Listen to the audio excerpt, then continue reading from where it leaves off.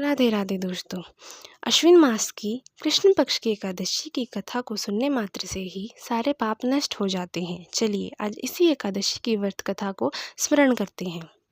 युधिष्ठिर ने पूछा, भगवान अब आप कृपा पूर्वक अश्विन मास की कृष्ण पक्ष की एकादशी की कथा को कहिए। इस एकादशी का नाम क्या है तथा इस एकादशी के व्रत को करने से कौन कौन से फल मिलते हैं। श्री कृष्ण भगवान बोले, राजश्रेष्ठ, अश्विन मास की कृष्ण पक्ष की एकादशी का नाम इंद्रिया एकादशी है। इस एकादशी को करने से समस्त पाप नष्ट हो जाते हैं तथा नरक में गए हुए पितरों का उद्धार होता है। इस एकादशी की कथा के सुनने मात्र से ही वाजपेय यज्ञ का फल मिलता है।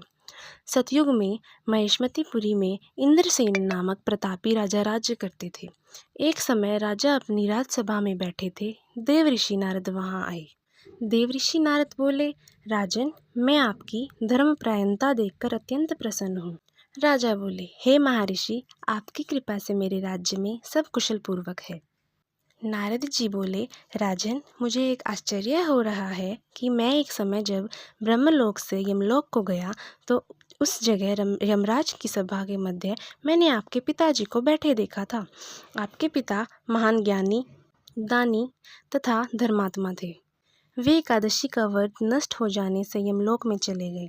आपके पिताजी ने मुझे आपके लिए एक समाचार भेजा है कि यदि मेरा पुत्र इंद्रसेन अश्विन मास के कृष्ण पक्ष की इंदिरा एकादशी का व्रत करे और उस व्रत का फल मुझे दे दे तो मेरी मुक्ति हो जाएगी और इस लोक से छूटकर मैं स्वर्गलोक में वास करूँगा।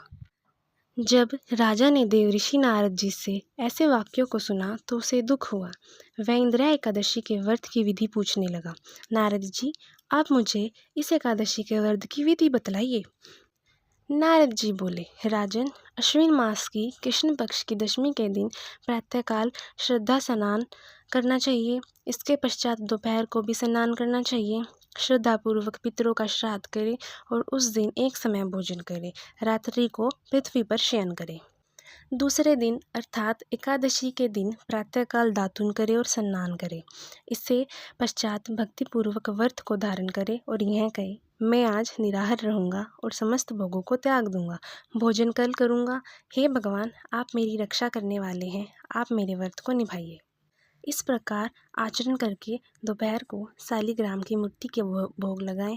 भोजन में से कुछ हिस्से को गऊ को दें। विष्णु भगवान की धूप दीप आदि से पूजा करें और रात्रि में जागरण करें। इसके उपरांत द्वादशी के दिन मौन होकर बंधु बांधवों सहित भोजन करें। राजन, यही इंद्रिया एकादशी के व्रत की विधि है।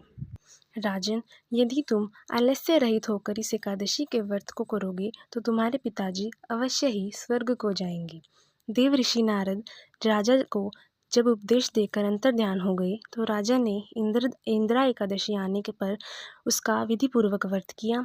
बंधु बांधवों सहित इस व्रत के करने से आकाश से पुष्पों की वर्षा हुई और राजा के पिता यमलोक से गरुड़ पर चढ़कर स्वर्ग को गए।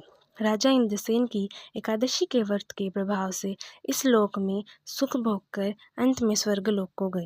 भगवान श्री कृष्ण कहने लगे, हे धर्मराज युधिष्ठिर, यह मैंने तुम्हारे सामने इंदिरा एकादशी का महत्व वर्णन किया है।